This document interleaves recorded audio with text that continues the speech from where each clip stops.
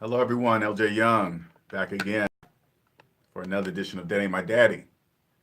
For those of you that, for those of you that do not know me, I'm a 100% debt-free motivational speaker and personal finance educator. I help people become financially free by helping them financially see. Today's video is more for the people that sort of get what I'm saying, that kind of get what I'm saying, they're kind of jumping on and be like, this does make a little sense. Okay, this does make sense. And this video's for you, okay, that are struggling with the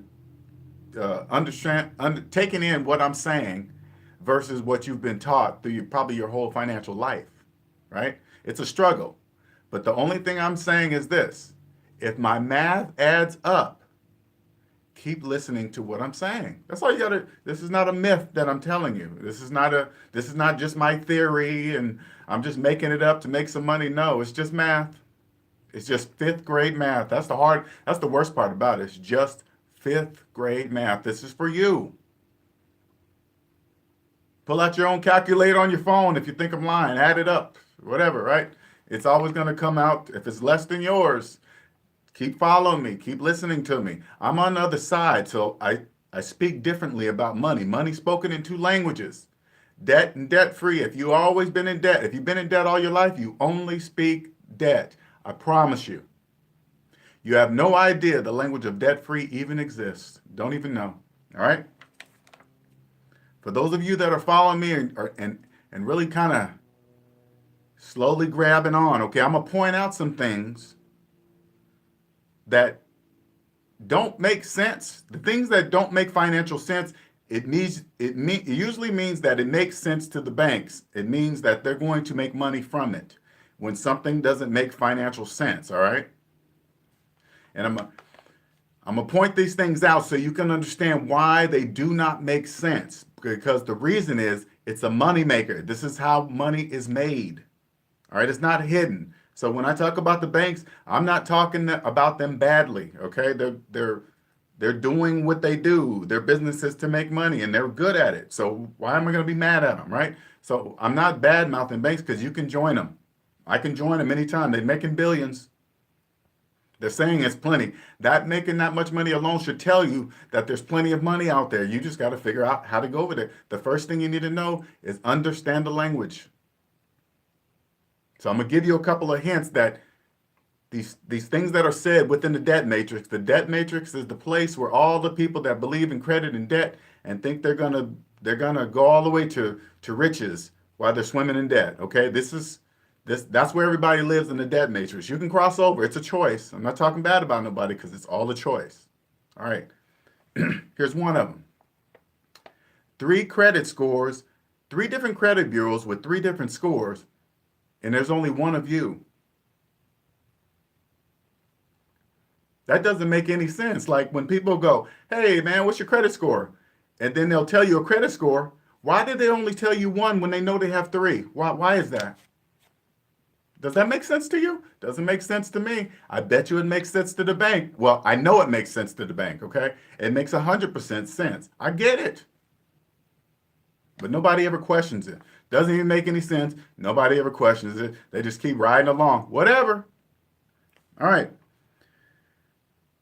People that are calling themselves homeowners, knowing they have a 30-year mortgage, knowing that they could not buy this home without the money from the bank, but yet they walk away from the bank calling themselves a homeowner. And on top of that, they believe their personal residence is an asset.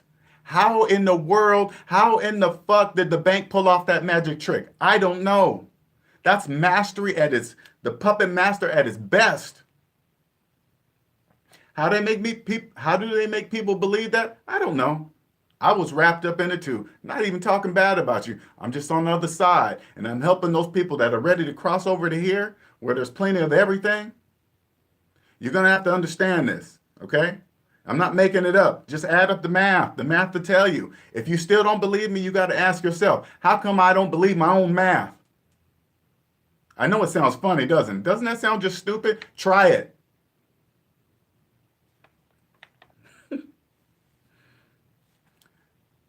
People that brag on credit card limits, they'll brag about how many cards they have and the limits to them. Why are they bragging on other people's money? That's not even their money. They're saying it out loud too. They're like, hey man, this credit card is this. I got the black card, it's unlimited. Why are you bragging on the bank's money? I don't get that.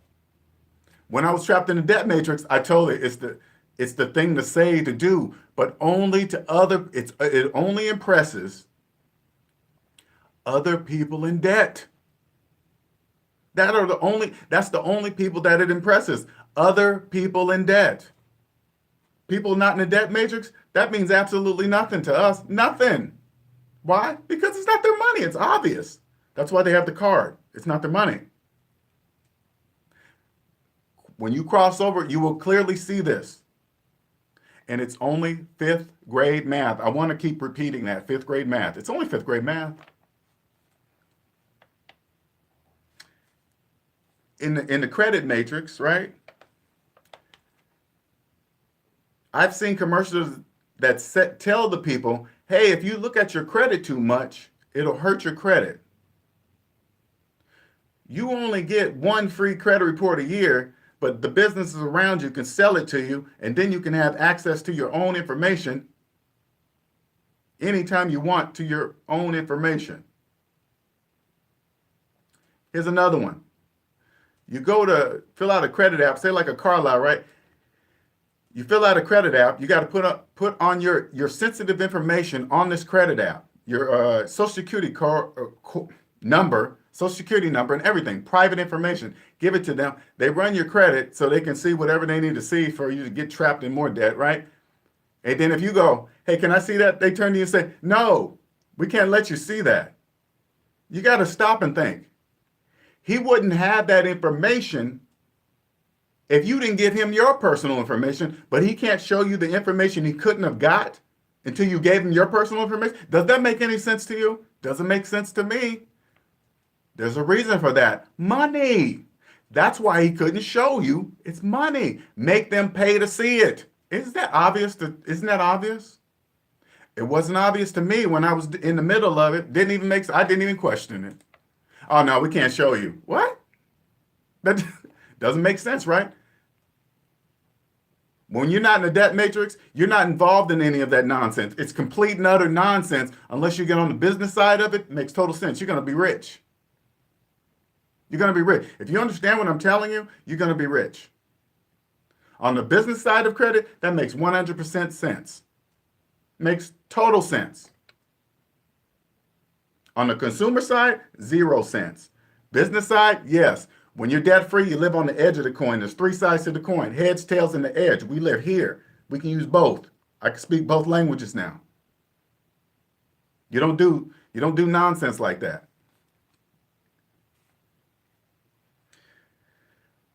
When you're in debt, and again, this is for the people that are coming on and understanding what I'm saying in a very different way. This is for you. If you don't believe any of this nonsense, it's probably not for you, but this is for you. Things only seem expensive because when you're in debt. When you're in debt, things seem very expensive. Life seems very expensive. But when you're out of debt, you clearly see that it's not. Things are not expensive. They're not. They only seem that way when you're in debt because you can't see that. You believe, because the things you see are the average. Remember that. Everything you see is an average. The majority is the average. If you stay with the average, that's where you will be and that's what you will relate to. Once you understand that it's just 5th grade math, you'll take yourself out of there. And then you'll discover, hey, things are not that expensive at all. They're not. You understand how it all works. You understand how taxes help you. You understand it all. Not when you're trapped in the debt matrix. You can't see that. I'm going to give you, this is not on the list, but I'm going to tell you something related to what I just said. Average, okay? Now, I'm going to explain to you the best way I can what is called phantom income. If you're in debt, You don't know what phantom income is, and you couldn't take advantage of it if you wanted, even if you wanted to, because you have no money. If you have no money, you can't see this or you can't even do this because you have no money. You must understand that you have money. You must have money to do this. And it's not going to make sense. Now, if the average person in America, I'm going to just make this up to keep nice round numbers, okay? I want you to just follow me. If the average person's cell phone bill is $100 a month, okay, let's just say that, right? And I find something that is the exact same service as this person, but I get it for $50 a month, right? I have now just created phantom income. You know how? Because now I'm making $50 more a month than the average person. You get how that works? Now, then the average person is paying 100, I'm paying 50. Now I'm making $50 more a month than the average person. And the average person pool is huge. Huge. Are you catching on? I'm going to give you one more thing to look at, okay? Follow me, because it's real. Say like somebody says, hey, now I'm going to combine it with bank magic, okay? Follow me. This is what people say, and they don't know they say it. Say like somebody financed a brand new $70,000 Cadillac Escalade, brand spanking new, okay? The average person that finances it, they go around telling the people around them, only other people like them, that how much this truck costs, like they actually paid cash for it. Why did they do that? I don't know. Doesn't make any sense. But people do that. But not only did the person not pay $70,000, he probably paid closer to $80,000 for it. Probably $85,000 because he financed it. He financed a depreciating object with interest. Now, back to the $70,000 truck, okay? Follow me closely. Who says that truck is worth $70,000? Who? It's worth $70,000 to who? Who says it's worth $70,000? Cadillac? So what? I don't care what Cadillac says. I don't care what they say. It's not worth $70,000 to me. It's not. Now, the average person in debt will say, they usually come back and say, oh man, you're just saying that because you don't got the money to do it. Knowing that the only way they can get it is financing, but they don't understand that they're saying that.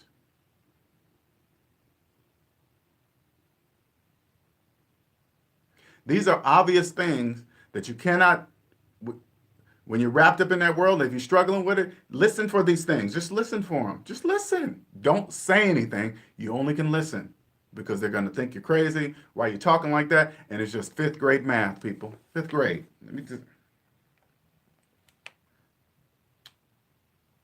And this, I left this one for the last one, right? It's really the worst one. If you knew how bad financing a car is, all right, just think, people don't really understand how bad it is to finance a car. You really don't. I didn't know. You're in the hole so deep before you even get the keys, you have no idea. No idea. Think of this. The average person finances a cell phone. A cell phone. And proud to tell the people that they do finance the cell phone. If you thought a car goes down in value, a cell phone, holy, oh my God, you just don't know. You don't even know.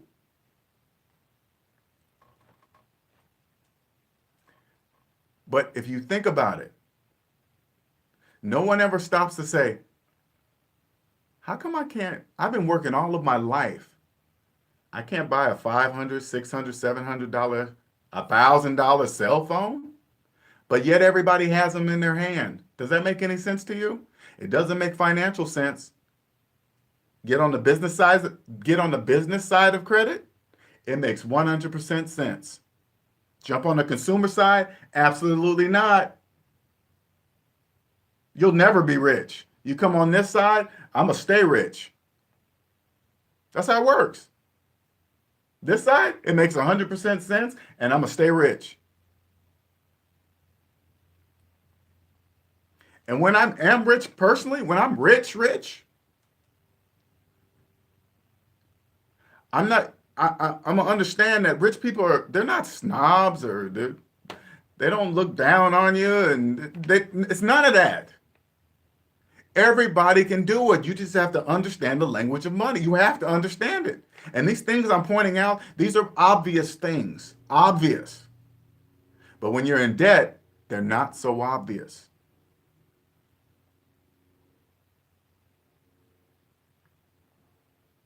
Like the truck. Everything, every single thing. I'm gonna throw out a few more. I want you to understand what I'm saying. If you see, let's say some designer purse, okay, and the price tag on it is $10,000. Now, logically, you understand. Well, first of all, logically, you understand that it didn't really take $10,000 to make that purse. You got to logically understand that, right? You got to understand it really didn't take $10,000 to make that purse, right? You just, okay, as long as you go in knowing that, right? First of all, I mean, not first of all. Second, who says that purse is worth $10,000? Who? It's only worth that much to the people that believe it's worth that much, right? I'll look at it and say, well, it's not worth that much to me. I would never pay that kind of money for a purse. I wouldn't do it. I don't care how much money I had. I would not do that. At least not full price for it. Never. Never do that. There's too many people in debt to get it for a quarter of the price. Not even close. Not even close to full price. Don't need none of that nonsense. It's only worth to the people that believe it's worth that. Now, again, I'm not downing designer makers and all these people that do this kind of stuff. I want to know how they make people believe it's worth that much. That's all. That's all I want to know. How did you make somebody believe a purse is worth $10,000? How you do that? And that's low end too. That's low end. I just want to know how you do it. How do you do that? And you wonder why counterfeiters, it just goes on. It all connects. It all connects. Anyway, this is for the people that are slowly crossing over, slowly understanding what I'm trying to tell them if they want to experience this type of financial freedom. This is true financial freedom is, you know what it is? Not having any debt. It's not being rich. Once you're out of debt, the rich part just comes. I was doing it the wrong way. I was chasing the riches. No, I had to understand my own finances first. Once I understood, all that nonsense just comes. Money is just a byproduct of it. That's it. Nothing more. It just comes. You know what to do. You know what not to do. Scammers, money scammers. I mean, things are so obvious now. It's so obvious. Come on this side. I can help you do that. This is what I do. I help people cross over to understanding money. You get on this side, money scams and people that are tricking you with their stuff, to try to come on their team and do this and that. Look, I'm rich. Look at all my stuff. You obviously can see I'm rich. That stuff don't work. It doesn't work for me. It's like, I know I'm rambling on here, but I just want to give you an idea of my world, okay?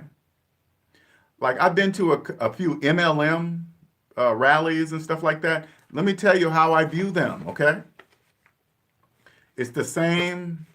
It's all the same MO. Reach the ruby, diamond, emerald, double cup, emerald, whatever, at the top of the tree. Hey, this person's been here and he came from rags to riches. Look how much he has. And then you go one of these rallies and then everybody's up on stage and their marriage almost failed, but this business saved it. And look at our 2 houses and dogs and cars. When I'm looking at that stuff, I go, how do I know if any of that is yours? How do I know you didn't pull those pictures off of Google and just said they're yours? Nobody verifies this shit, nor do they have to verify it, right? It's not. You don't know if they own any of that stuff. I don't know any of that, right? And I get it. It's a business. I'm not down in the MLMs, but don't you see how many there are? There's a reason for that, people. There's a reason. They're selling you the dream. Now, not in a bad way. They're selling you the dream of possibility. I get it. I get it. But I'm not paying for it. I'm not paying for it. No, I'm not paying for it. I'll do it myself.